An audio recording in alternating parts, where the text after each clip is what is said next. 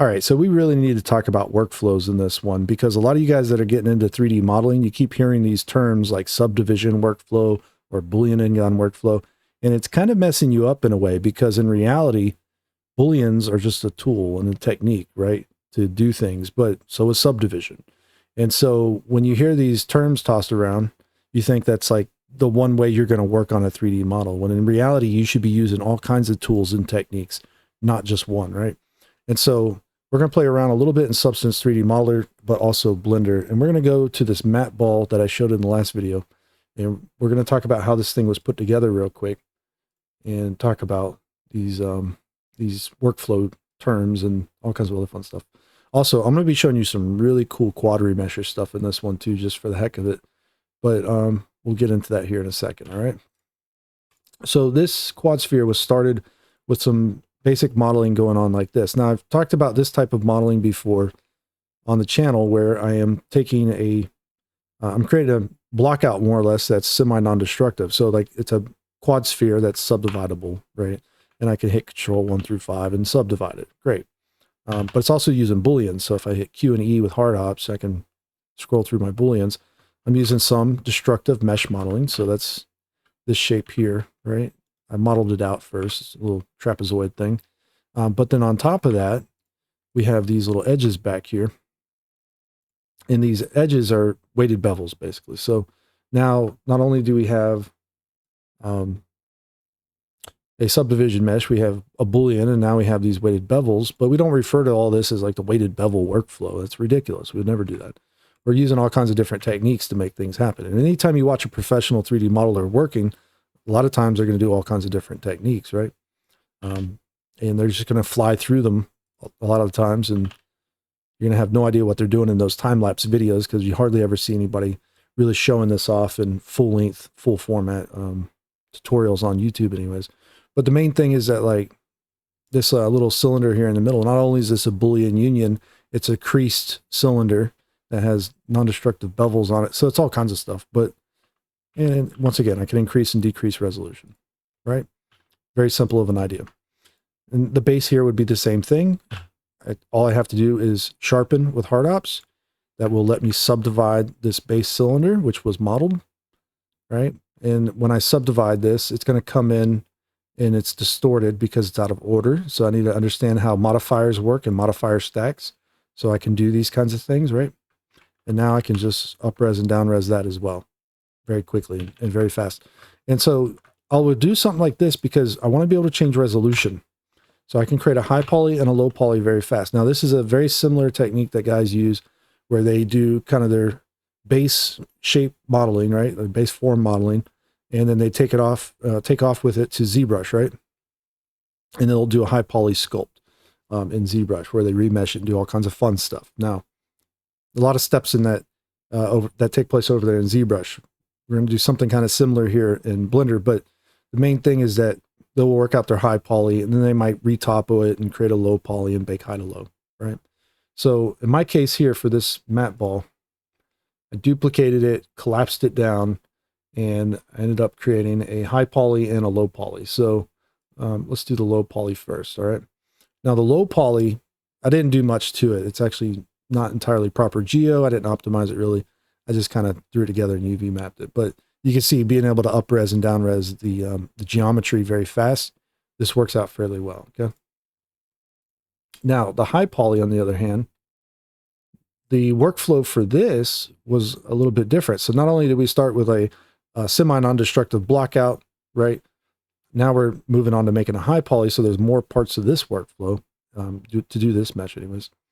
And if I was to go ahead and turn off multi-res on it, you can see we have something like this going, and it's all quads, and this one happens to be decimated too. Okay, which usually I'll decimate them before baking them. But here's the thing is that this is quad remeshed, right? But before it even got quad remeshed, it went into sculpt mode. It got base sets, then it got voxel remeshed, then it got smooth, then it got, you see, there's a lot of steps in there. Am I calling this the voxel remesh smooth workflow? No. It's all tools, man. Look at your modifiers list. This is, you know, do we call all these different workflows? No. Why do we call subdivision a workflow when it's just a modifier, right? Why do we call boolean a workflow when it's a modifier? It's a tool. It's something you can use. So this is why I think a lot of guys are struggling so hard when they're learning how to create models in Blender. Some of the most important stuff you can learn is just standard modeling, where you're using edit mode tools, where you're doing insets and bevels and knife cuts and all that fun stuff and creating proper topo, right? But then by extension of that, subdivision is proper topo, where it smooths down with an algorithm. And then if you were to use booleans, if you don't have an idea of how booleans work, is where the topology of the boolean cutter kind of combines with the base mesh, and then sometimes it creates extra verts that's just like dirty math that has to be cleaned up later on, basically manually, where you're doing more standard modeling on top of that potentially. But that Boolean Ngon workflow, you can see like, it's not really, it's part of the process. Booleans are part of the process. It's not, I never really liked the term Boolean Ngon workflow or subdivision workflow, because you're doing so much, so many other things, basically. Why would you just call it that? Like, if you're going to do subdivision, you do some standard modeling, you do some booleans, you clean it up, you turn it into quads, and then now it's a subdivision mesh, right? Okay, so let's run through this here real quick on this particular shape. We've already got it to this point, right?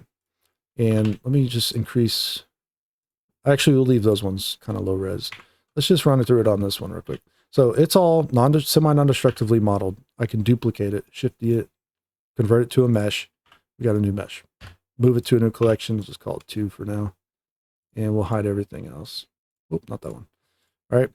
So this is great, but what we can do with this is when we go to sculpt mode, we want to set face sets for this. So actually, if we go into edit mode, you'll see like our old sharps from hard ops here. If I hit Q, hold Control and Shift, I can resharp. Now we got something a little bit better, okay? So it's all sharp in these areas. Down here, same deal. I need to do the same thing. Control and Shift, sharpen. So where those booleans take place, it creates nice sharp edges, and this is perfect for what we're trying to do right now, which is we're going to create face sets, because this area is not going to be smooth. It's too faceted, right? And then these are too low res. Even this needs to be smooth. So watch how this works out. In sculpt mode, face sets, initialize face sets by sharps. Boom. Down here, same thing. We get this going on. All right.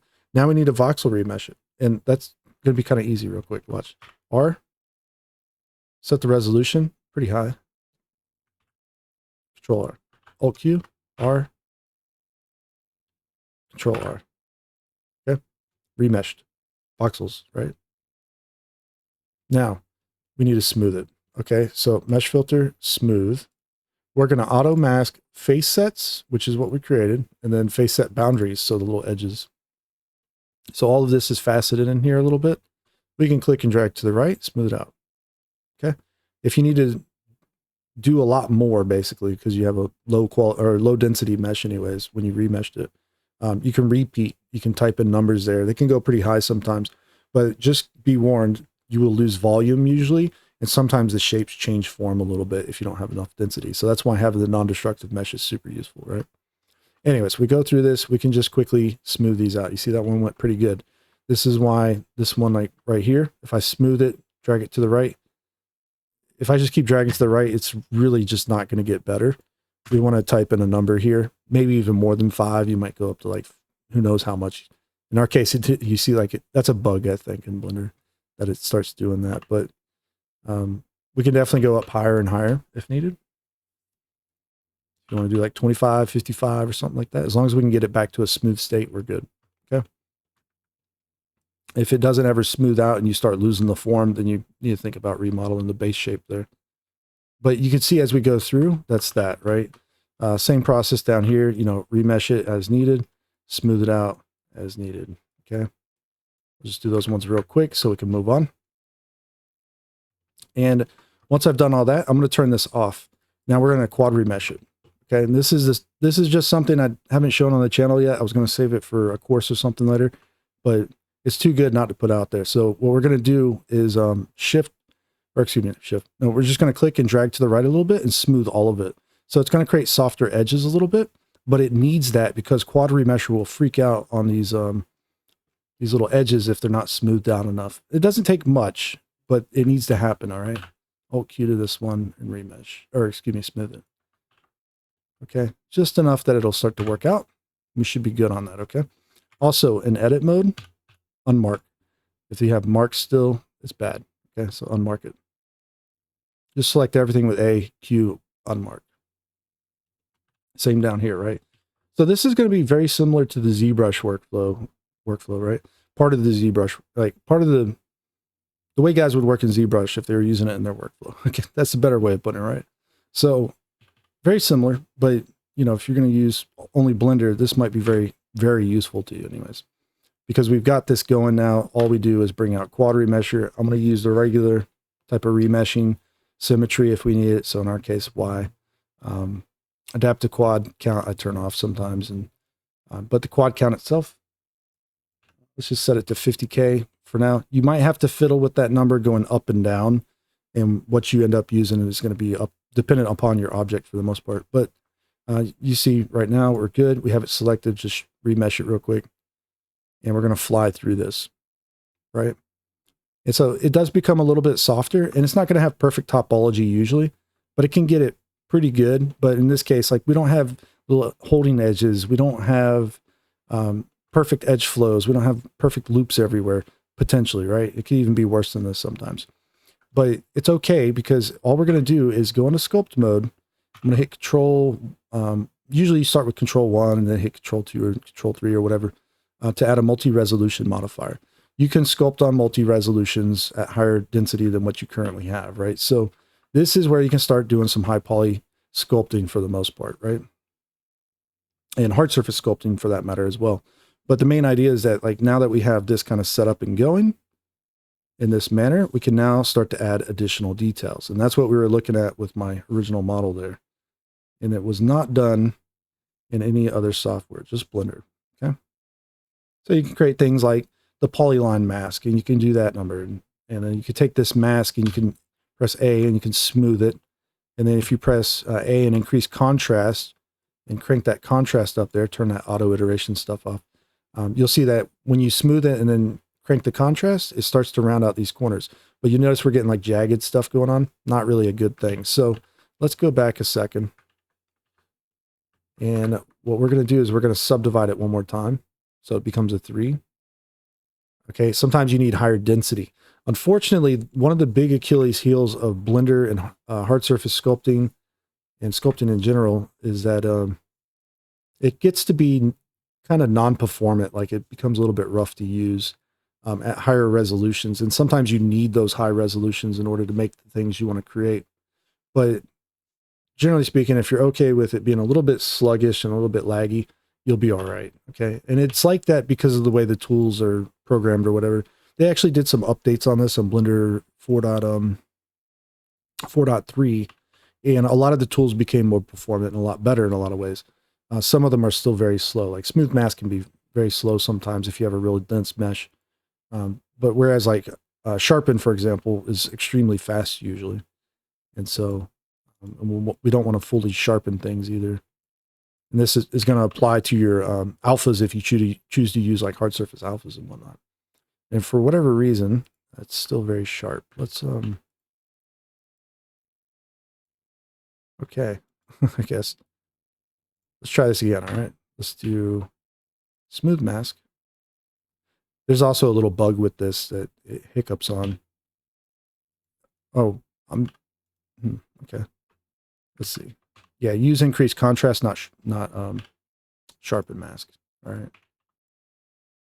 And I don't want it to get too sharp. I want it to stay a little bit softer. Okay.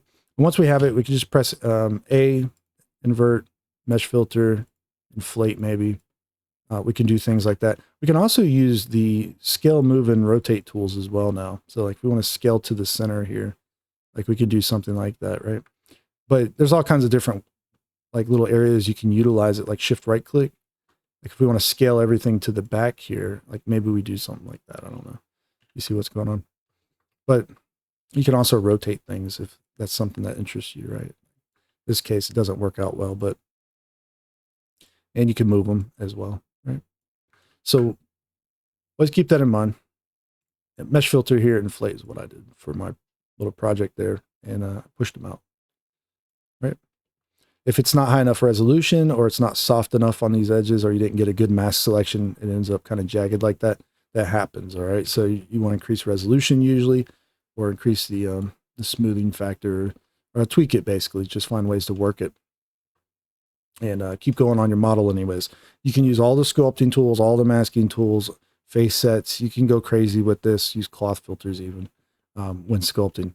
Have fun with it, but you want to keep it basically the same form, right? Like you don't want to do too many dramatic edits on it anyways while sculpting. If you want to add textures and details like that, if you're doing any kind of like high frequency repeating patterns and they wrap around what you can see in the viewport, they're a little hard to apply to these models. You actually have to use like UV maps and displacements modifiers to do that. It gets kind of messy, but it's possible. It's just tricky, all right? So there's lots of tools to use, but we're not going to call it the displacement workflow, right? So that's what I'm getting at. Anyways, that's what we would do on this object, is we'd go through and we'd start sculpting it all out using symmetry and possibly the radial array options and things like that, and play around with those, get used to using them. Now, why did we start in Substance 3D Modeler, right? Well, Substance 3D Modeler is just another way of working potentially if you wanted to try using VR, or if you wanted to try using their SDF primitives here, which could be quite fun to play with. And as you can see, it's just like doing booleans in Blender, but you're not worried about working with the actual, well, booleans and base meshes and stuff like that. You just come over here and work with these primitive shapes, and they're all SDF based. So it's more or less completely non-destructive over here. But the only downside of this is if you want to go back to Blender, create a high poly and a low poly, this would end up being your high poly more than likely. But to create a low poly, you would have to just go around and model around it. And that's basically, it's retopology, but there's like character kind of retopology where you're snapping to the surfaces of another object, but then modeling around something and creating basically the same thing in the same space is another type of retopology. And I think a lot of people don't recognize that retopology is not one size fits all for every object. So, and anyways, so it's really cool that you can use these kinds of things over here. They break down into just dozens of parts and pieces. And I just kind of wanted to show you that real quick because we're going to play around with it for a second. I'm going to show you some really cool sculpting tricks real quick. And I'm going to bring in that mesh real quick. So we're going to do an import. I've already exported it from Substance 3D Modeler there. The trick about exporting it, though, is you might have to fiddle with the settings to get better results than what I have here. But it is possible to sometimes get better results. But we're going to have errors on this one for sure. So I'm going to select it all, unparent, so Alt-P, clear, and keep transforms. So I can just delete these empties. I don't need these empties in here necessarily. Also, these ones come in sometimes at weird scales, or they're too small, so I'm just going to S10 it up. So scale it all by 10, Control A, apply scales on it. They should all be at ones now. Sometimes you don't want to apply that rotation because it might have a local transform or something on it that might be useful. In this case, I'm not sure if that even applies on these ones. Yeah, it doesn't really. So anyways, we got them all set up now, but here's the problem we have with this one. When you export from Substance 3D Modeler, it can export quads, right? But when we look at this mesh with quads, we have little weird, interesting things going on in some areas. And so, you know, fiddling with the settings, you might get a better result out of it. But over here, though, if we had to do like some last minute corrections, there's tons of sculpting tools and tricks. But like the relax tool or the slide relax tool, and this one here next to it, the pinch relax or whatever, these two are great. Okay.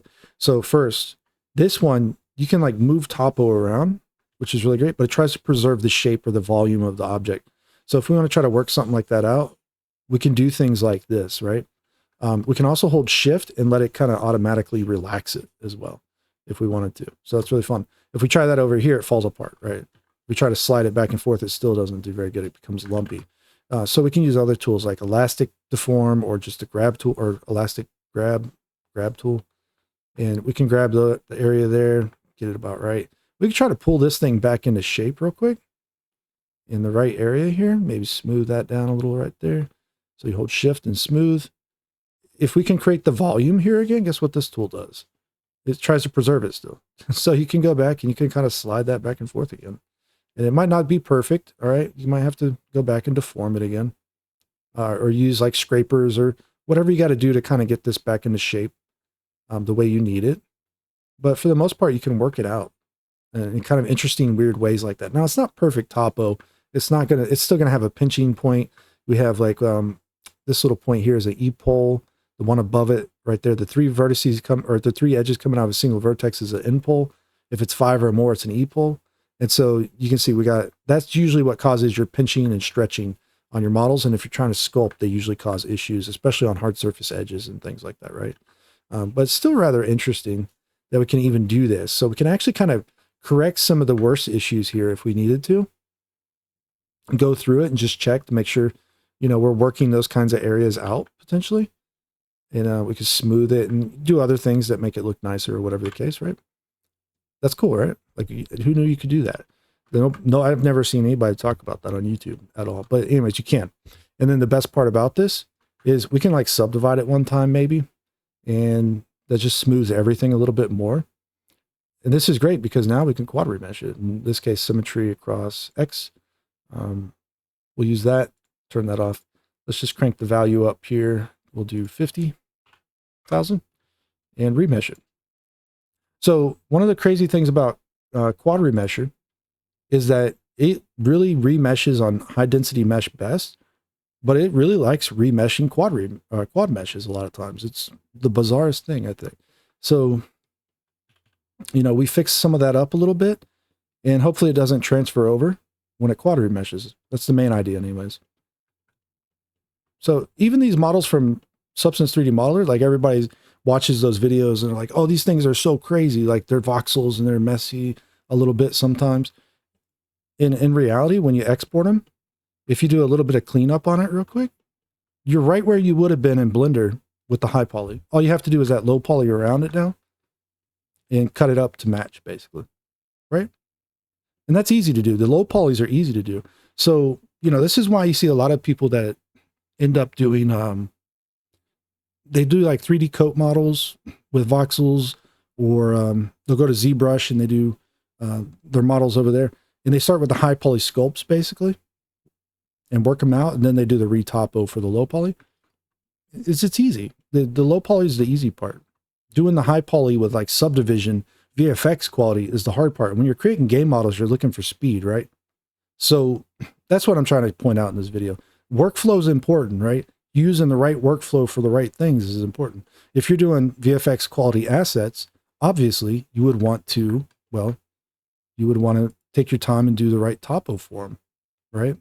That would be the workflow for that. And it's going to be pretty lengthy and more involved when it comes to like modeling, the modeling aspect. But for us over here, all we're trying to do is just, work out some mesh that we can potentially bake off of. Like if we can go in here with a scrape tool and sharpen up some of these edges or something, or use a pinch crease tool or whatever, we can do that. And we can make this, look sharp still potentially, right? Not a big deal. It might take a little bit of processing there, but I think it's still better than doing all of that in quads necessarily. And you can see over here, I'm just going to hit this with a remesh. I don't, who's got time to go clean up all those edges? Nobody. Yeah, there you go. It would have turned out a little bit better, I think, if that original mesh, can't even tell which one was a quad remesh and which one wasn't. You could subdivide this once or twice, perhaps, maybe, and apply it. And then maybe even smooth it just a little. Smooth might mess up in those bad topology areas, but you could try smoothing it a bit too. Yeah, you see how it's pinching? It's not really going to do nothing. Let's just get rid of that. But a subdivision or two maybe won't hurt, and then you remesh it and see how it does anyways. Otherwise, you got to go through and maybe slide things around a little bit. You can see, gone. It's not there. And that's what's great about this, right? And this topo is going to be perfectly usable anyways, for a high poly at least, right? And that's just the fun part about it. Like, who knew? I guarantee you most people on the internet that have been learning off YouTube at least didn't know, right? Now they do. So now you know at least, right? Anyways, if you like the video, leave a like, subscribe, and all that fun stuff. Practice with your tools. Worry about workflow as you go through modeling more and more things. You'll get faster with time and practice. You're not going to be fast right off the bat. Just because you got hard ops or box cutter doesn't always make you the fastest guy in the world, right? But being able to work through these different things, use them in coordination with each other, that's going to make you and going through project after project is going to make you a super fast 3D modeler, right? It takes time. It does take time. It takes just understanding how to work with modifiers and different stacks takes a good amount of time to learn, right? The easy part is learning to use your standard modeling tools, and working with subdivision mesh is like the key core of this, I think, because when you start using booleans are like one topology combining with another topology with little vertices as extras, errors that you got to clean up. And so if your edges of the Boolean shapes mostly match up, you can combine them together much easier. You can turn them into quads. You can subdivide them. So Boolean workflow, meh. Subdivision workflow, nah. Just learn your tools, combine them together as needed on different objects as needed. Just because we do this here on this object doesn't mean it works on another object. Some of them, such as like exotic supercars, things with really nice paneling, you're probably not going to use a remesh workflow like this, right? More than likely, you're going to be doing subdivision on top of another subdivision mesh, more or less, using the shrink wrap modifier, right? There's a good odd chance you end up using that technique. So what works here doesn't work over there. And what works there wouldn't really make much sense on this one, perhaps. So you get where we're going with this? Don't get stuck in this mindset that there's like one size fits all workflow. It's really object dependent, right? And that's the whole point of this video. We had to talk about it. I had to show you some of this crazy nonsense and kind of debunk, I guess, this idea that there's like just proper ways of doing things and there's one way and size fits all. No, it's not true. They're just tools. Your workflow's put together based on the best ways of working through an object. And that takes experience and time to do, and watching someone do it on projects, especially projects, right? Super important. And also really break down time-lapse videos. Those time-lapse videos guys record of them working through on objects, super useful, because you're going to see them doing things. You may not know exactly what they're doing, but as you learn more and more about Blender and you watch those things, you'll start seeing how they actually use the tools and what their workflow is. You'll start to understand their workflow too, right? Anyways, if you like this video, leave a like, subscribe to the channel, and I'll check you out in the next one. All right, take care.